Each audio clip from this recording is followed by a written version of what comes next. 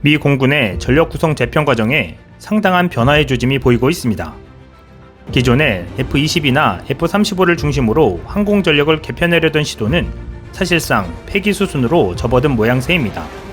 지난 17일 미 공군 참모총장 찰스 브라운 대장은 기자들과의 인터뷰에서 미 공군의 장기 프로젝트 등 의회 예산 편성 과정에 활용될 정보에 관한 계획을 소개했습니다. 먼저 F-22나 F-35로 대표되는 현존 스텔스 전력과 향후 개발될 6세대 전투기 개발 계획은 공군에게 꼭 필요하다고 전제하면서도 보다 낮은 등급의 전투기 역시 필요하다는 자신의 입장을 밝혔습니다. 이른바 4.5세대 기체에 대해 언급한 것입니다. 이에 대한 촉발점은 몇 주 전에 전 미 공군 인수책임관 윌 로퍼가 F-16의 추가 신규 도입 가능성을 소개한 것이었습니다. 이미 외국 주문 물량을 120여 기 확보했으며 추후 300여 대의 주문을 예상한다는 F-16은 현재 가장 잘 나가는 4세대 전투기 아이템입니다. 이에 미 공군이 동참할 것이라는 뉴스는 크게 이슈화되었지만 F-16 교관 출신의 찰스 브라운 대장의 생각은 달랐습니다. 그는 현재 F-16은 시스템이 낡아서 최신 기종이라도 더 구매할 생각이 없다고 분명히 선을 그었습니다. 1970년대에 등장한 이 기종에 대해서 그는 소프트웨어가 낡았다고 언급한 것입니다. 그가 언급하는 개방형 미션 시스템, 오픈 미션 시스템 케이퍼빌리티는 최근 F-15EX에 적용된다는 개방형 아키텍처 소프트웨어 프로토콜을 말하는 것입니다. 쉽게 말하면 일반적인 상용 컴퓨터를 사용하는 경우 일정한 사양의 컴퓨터라면 그 사양 범위 내에서 프로그램의 설치 삭제 및 업데이트를 매우 용이하게 진행할 수 있는 시스템입니다. F-15EX에 도입되는 이 기능은 임무 중에도 작전 정보 교류나 최신 기능 업그레이드에 매우 효율적일 것으로 기대된다는 것입니다.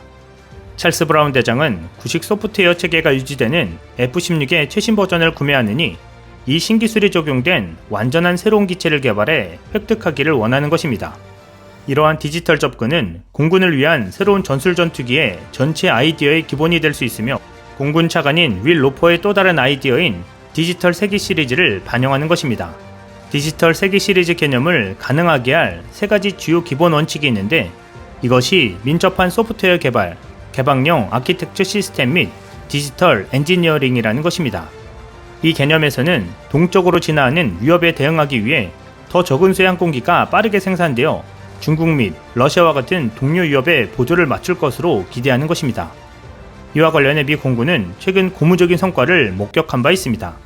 미 공군의 고등훈련기 프로그램에서 승리한 보잉 콘소시엄 T-7 레드호크는 입찰 공고 무렵엔 제대로 된 기체도 없었지만 첨단 기술을 적용해 3D 가상환경 구현 소프트에서 기존의 항공기 개발 과정에서 거쳐가는 단계의 상당 부분을 수행하는 방식으로 개발 소요 시간을 획기적으로 줄였습니다.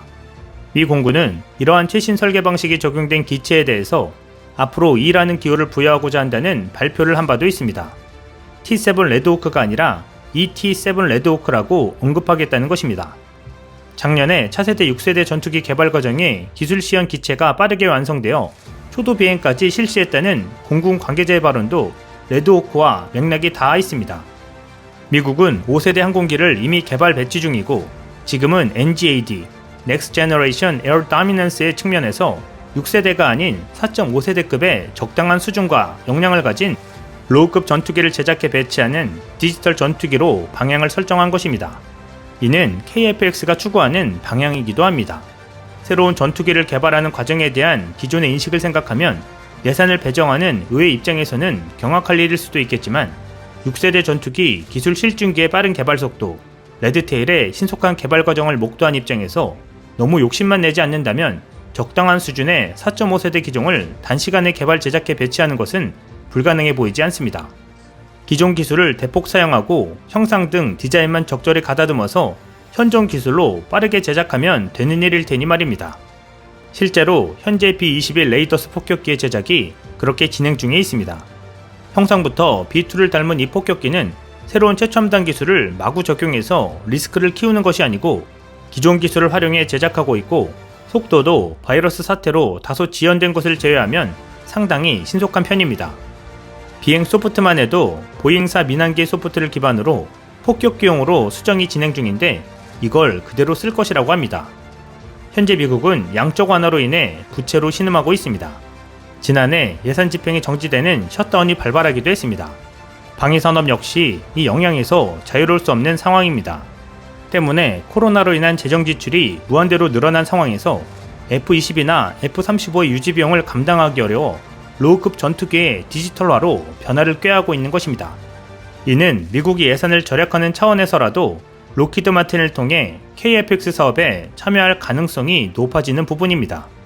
인도네시아와의 협업이 시들한 가운데 KF-X의 개발 상황에 미국이 각종 전자장비를 채워준다면 디지털 전투기로의 업그레이드는 물론 시장 확대에 있어 획기적 사건이 될 수 있는 부분입니다. 현재 미 공군 전투기 전력의 기령은 평균 28년에 달하고 있으며 이는 경쟁자들보다 너무 많다고 찰스 브라운 대장은 지적하고 있습니다.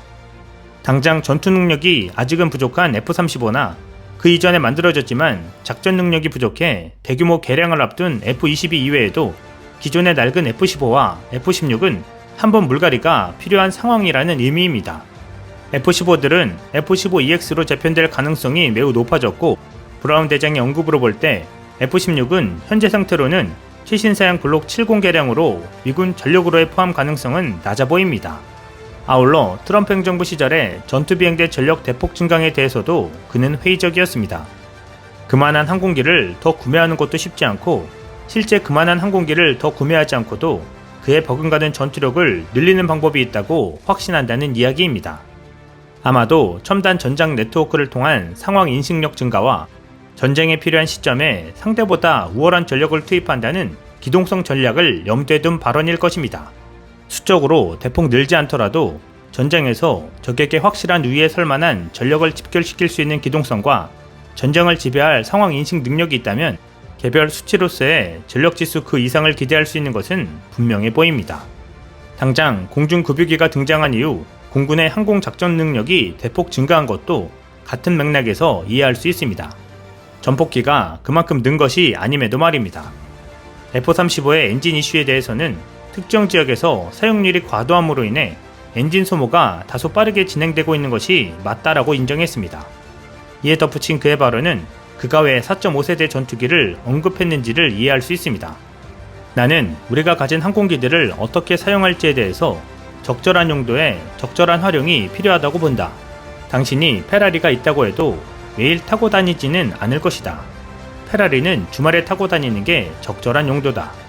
우리는 지금 우리의 능력치를 과도하게 혹사할 필요가 없다. 나중에 써야 할 때를 위해 남겨둬야만 한다. 한국의 KF-X 개발 시점은 분명한 때를 만난 것으로 보입니다. 한국의 쌍발령 4.5세대 KF-X는 시적절하게 전 세계의 주목을 받으며 신의 한 수가 될 것으로 기대되고 있습니다. 이상 시온TV였습니다.